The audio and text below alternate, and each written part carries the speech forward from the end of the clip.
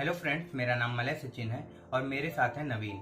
आज हम एक ऐसी बीमारी के बारे में बात करने जा रहे हैं जो आज के ज़माने में सबसे आम और प्रचलित रोग में से एक है, जिसका नाम है मोटापा। अमेरिका में 70% मिलियन लोग मोटापा के शिकार हैं और यही रोग भारत में आकर 135 मिलियन तक पहुंच जाता है, जो एक भयावह नंबर है।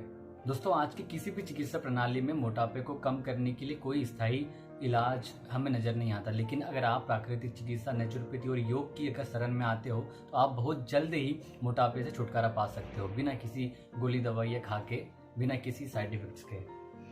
तो चलिए जानते हैं। आज अस्वस्थ जीवन शैली के कारण उत्पन्न बीमारियों में से सबसे बड़ी बीमारी मोटापा है। यह बीमारी पूरी दुनिया में महामारी बन गई है। भारत में अनेक लोग मोटापे के शिकार हैं। मोटापे के कारण शरीर में कई तरह की परेशानियां होने लगती है। जब परेशानियां बढ़ने लगती है तो लोग मोटापा कम करने के लिए कई तरह के उपाय खोजने लगते हैं। कई बार उचित जानकारी नहीं हो पाने के कारण लोग अपना वजन नहीं घटा पाते। यहाँ हम इस वीडियो में वजन घटाने के लिए प्राकृतिक चिकित्सा एवं योग, नेचुरोपैथी के द्वारा आपको ट्रीटमेंट बताएंगे, जिसके माध्यम से आप सिर्फ इस वीडियो के माध्यम से आप घर पर ही रहकर एकदम स्वस्थ हो सकते हैं, मोटापा से छुटकारा पा सकते हैं। तो आइए सबसे पहले जान लेते हैं कि मोटापा क्या है। मोटापा यानी कि ओबेसिटी एक शब्द है जिसका यूज हम एक ऐसे पर्सन के लिए करते हैं जिसके शरीर में फैट की उच्च मात्रा एक लेवल से अधिक हो गई है। किसी व्यक्ति के वजन का आकलन आमतौर पर कई तरीकों से लगाया जा सकता है, लेकिन मोटापे को मापने के बड़े पैमाने पर इस्तेमाल की जाने वाली विधि है जिसे हम BMI, बॉडी मास इंडेक्स कहते हैं। यदि आपका BMI 25 और 29 के बीच है तो आपका वेट अधिक है। यदि आपका BMI 30 से 40 के बीच है तो आपका वेट मोटापे की श्रेणी में आएगा। यदि आपका BMI 40 से अधिक है तो आपको बहुत मोटा अर्थात अस्वस्थ रूप से मोटा माना जाएगा। इसके अलावा कमर की चर्बी माप कर भी मोटापे का पता लगाया जा सकता है। बहुत मोटी कमर वाले लोगों में, जैसे पुरुषों में 94 सेंटीमीटर या इससे अधिक, महिलाओं में 80 सेंटीमीटर से अधिक लोगों में मोटापा से जुड़ी समस्याएं होने के चांसेस बहुत ही ज्यादा होते हैं। दोस्तों आइए अब जानते हैं कि मोटापे होने के ऐसे कौन कौन से कारण होते हैं। सबसे प्रमुख कारण निष्क्रिय जीवन शैली जो मोटापे को जन्म देती है। दिन भर बैठकर कार्य करना, आवश्यकता से अधिक भोजन करना और आनुवंशिकी भी मोटापे का एक कारण होती है। कई व्यक्तियों में मोटापा आनुवंशिक होता है। उस व्यक्ति विशेष को शरीर में उपस्थित जीन्स के कारण ही वह मोटा होता है। यह उसे पैतृक एवं आनुवंशिक रूप से मिला होता है। मोटापे का एक कारण मासिक धर्म संबंधित अनियमितताएं भी होती है। कई महिलाओं में मासिक धर्म का कई महीनों तक के बाद होना या अनियमित होना मोटापे को बढ़ाता है। आजकल फास्ट फूड एवं कन्फेक्शनरी आहार अत्यधिक सेवन किया जा रहा है। Fast food, white sugar, white floor और व्हाइट सॉल्ट मोटापे का सबसे प्रमुख कारण है। कई व्यक्तियों में दवाइयों के दुष्प्रभाव के कारण भी मोटापा बढ़ जाता है। कई व्यक्तियों को छोटी छोटी बीमारियों एवं तकलीफों में दवाइयां लेने की आदत होती है, जो आगे चलकर नुकसान करती है। प्रसवोपरांत महिलाओं का मोटापा भी बढ़ जाता है। दिनचर्या अस्त व्यस्त होने से भी व्यक्ति मोटापे का शिकार हो जाता है। सोने से संबंधित गलतियां भी मोटापे को जन्म देती है। मोटापे का एक कारण हार्मोन असंतुलन है।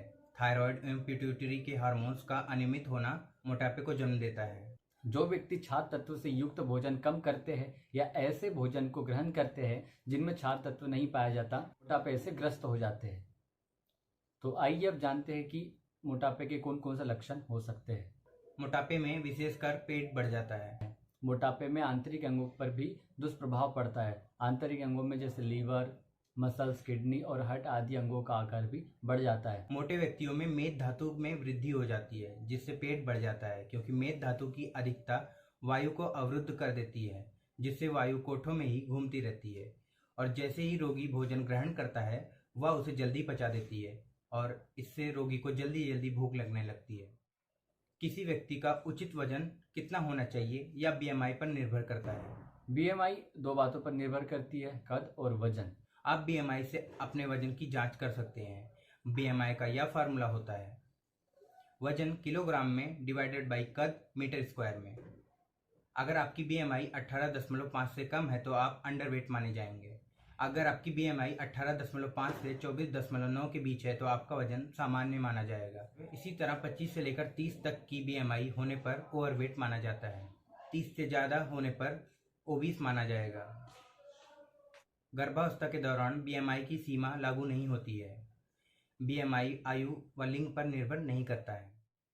आइए अब जानते हैं मोटापे की स्थिति में क्या खाएं। अनाज में जैसे कि साली चावल, बाजरा, मक्का, जौ, पतली खिचड़ी, दलिया, दालों में मूंग दाल, चना, अरहर, मसूर दाल, फलों में अंगूर, सेब, अनार, पपीता, नारंगी आदि।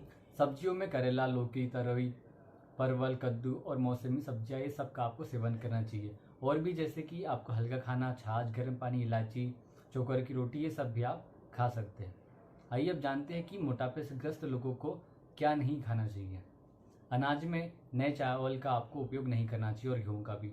दाल में देसी चना, सब्जियों में आलू, कटहल, अरबी, तेली मसालेदार भोजन, मांसाहार, सूप, अचार, घी, तेल, अत्यधिक नमक, कोल्ड ड्रिंक्स, बेकरी पदार्थ, जंक फूड, सॉफ्ट ड्रिंक्स, डिब्बाबंद खाना, नमक, चॉकलेट, टॉफी, मछली का मांस, कॉफ़ी, चाय, कोल्ड ड्रिंक्स, मिठाई, दही, आलू, केला, आम, शराब, ये सब आपको नहीं लेना चाहिए।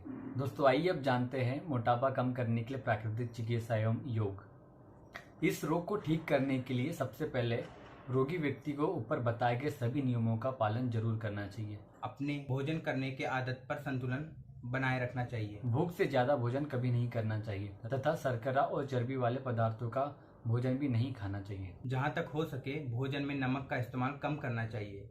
यदि नमक खाना भी है तो सेंधा नमक का उपयोग करना चाहिए। मोटापा रोग से पीड़ित रोगी को 1 गिलास पानी में तुलसी का रस मिलाकर पीना चाहिए। पेट पर मिट्टी की पट्टी, इसके कुछ देर बाद पेट पर गर्म या ठंडा सेक करना चाहिए। रोगी को एनीमा क्रिया करके अपने पेट को भी साफ करना चाहिए।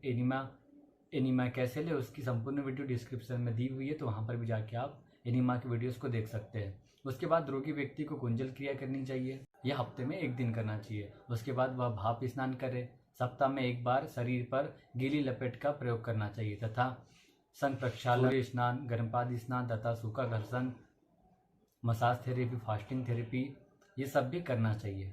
अभी आपको जितने भी थेरेपीज के बारे में मैंने बताया उन सब की लिंक डिस्क्रिप्शन में दी हुई है, तो वहाँ पर भी जाकर आप देख सकते हैं। दोस्तों इसके अलावा आप सूर्य तप्त नारंगी बोतल का पानी पीने से भी आराम मिलता है। आसन में आप सूर्य नमस्कार, दंडासन, वीरभद्रासन, त्रिकोणासन, धनुरासन, प्राणायाम में कपालभाति प्राणायाम और मुद्रा में आप लिंग मुद्रा, व्यान मुद्रा, सूर्य मुद्रा, ये सब आप कर सकते हैं।